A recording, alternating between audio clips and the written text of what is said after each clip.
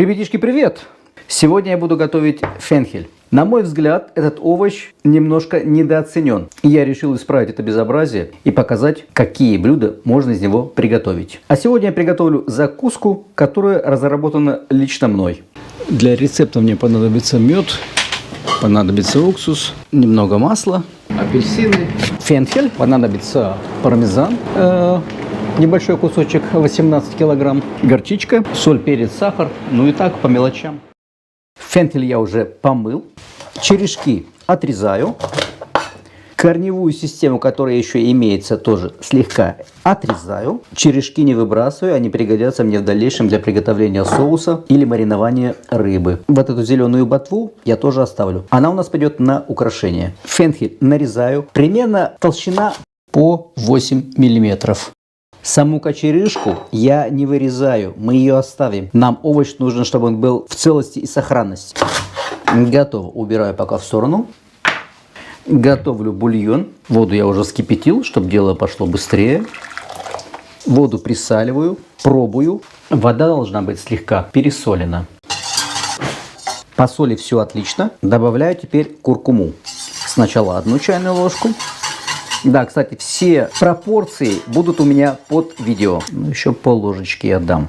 Отлично. Довожу до кипения. Отправляю сюда фенхель и варю его примерно 10-12 минут. После 10 минут я его проверю, готов он или нет. Это очень важный момент, потому что фенхель должен быть мягким, иначе он просто будет волокнистый. Бульон закипел. Вот с этого момента я начинаю отсчет времени. 10 минут для начала. Могу накрыть крышкой и убавить температуру. Фенхель варится, я перехожу к следующему этапу. И готовлю холодную заправку. Соус. Для соуса мне понадобится апельсин. Один я уже очистил и вырезал с него филе. В принципе, ничего сложного нет. Нужно просто проходить ножом близко к серебряной кожице. И все. Ничего сложного нет. Хотя одна мне моя знакомая сказала, что порой самые элементарные вещи люди не понимают. Поэтому я лучше буду душнилой, но постараюсь показать вам так, чтобы вы смогли приготовить, а не только посмотреть. Значит, апельсин с обоих сторон обрезаю и иду вдоль фрукта.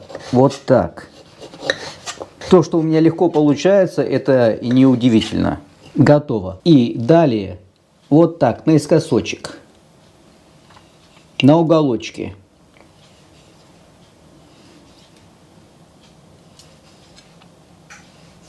Все понятно. Идем дальше. Мне нужен апельсиновый сок. Апельсин я предварительно загнал в микроволновую печь и оставил его там на 30 секунд. Просто мне нужно взять сока максимально. А это именно тот метод. Раскатываем в микроволновую печь. Готово. Пополам. И выдавливаем сок. У кого соковыжималки нету, выдавливаем рукой. Только руки не забывайте мыть. Сока от одного апельсина мне не хватило, мне нужно взять еще один. Как раз тот, который я начал чистить. Делаю его просто. Раз, два и готово. И теперь готовлю салатный соус. Делается он несложно. В емкость она не должна быть широкой, потому что мы будем делать заправки всего пол-литра. Но меньше немножко сложно, потому что там уже слишком мелкие граммовки и работать будет некомфортно. Значит, я поместил соль, сахар, горчицу и кислоту, то есть уксус, в одну емкость. При помощи погружного блендера я начинаю потихонечку вливать тоненькой струйкой растительное масло. Самое обыкновенное, нейтральное. Без ничего. Мне нужно, чтобы пошел процесс эмульгации, чтобы я в дальнейшем смог соединить жидкость с жиром. Поехали. Ну вот, посмотрите, эмульсия у меня уже есть. Так, зазвонил будильник, мне нужно проверить фенхель. 10 минут прошли. Пока убираю в сторону. 10 минут фенхелю хватило. Я подготовил противень, слегка его смочил водой, выстелил пекарскую бумагу. Вода служит просто как клей. И выкладываю фенхель на бумагу. Готово. Бульон нам уже не нужен, мы его выливаем. Следующим шагом я поливаю фенхель медом. Правило вкусного приготовленного блюда заключается в 3 составных. Немцы это называют магические S, Säure, Salz und Süße. Это сахар, соль и кислота. Соль у нас есть, сладость у нас есть, не хватает кислоты. А кислота у нас будет в дрессинге. Готово. Далее нам понадобится пармиджано. Немного. Вот на это примерно, ну, грамм 25, не больше. И аккуратненько укладываем его на фенхель. Можно и натереть, но мне именно вот такой вариант нравится больше. Готово. Теперь отправляю в духовку 230 градусов, вверх-вниз, без обдува, примерно 8 минут. У меня мини-духовка, она нагревается быстро, поэтому ориентируйтесь на свою духовку. Нам необходимо, чтобы вся эта конструкция приобрела золотистый вид. Да, и дам еще немножко, вот чуть-чуть совсем меда сверху. Выставляю будильник на телефоне и поехали. 7 минут на всякий случай. Так, возвращаемся к нашим баранам. Эмульсия. Вот ее уже очень отлично видно. Так, дайте-ка я вытащу. Вот вам эмульсия. Далее начинаем потихонечку вводить апельсиновый сок. Чередуя немного апельсинового сока, немного масла. Апельсиновый сок, масло. Апельсиновый сок, масло. Тоненькой струечкой.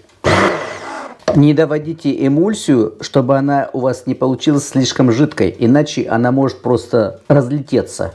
Может не получиться. Поэтому вовремя добавляйте масло. Вот и все. Готово. Ну и глядим, чтобы я не рассказывал вам сказки. Вот у меня вся масса однородная. Да, со временем жидкость, она будет немножко отслаиваться от жира. Это однозначно. Без дополнительных манипуляций, такие как ксантан. Но мы его применять не будем, не у каждого есть, поэтому оставим это. Ну и теперь в наши апельсины, точнее филе из апельсинов, добавляю соус. Если хотите его сделать более ярким, можно добавить еще куркумы, еще буквально чуть-чуть. 7 минут прошли, проверяю.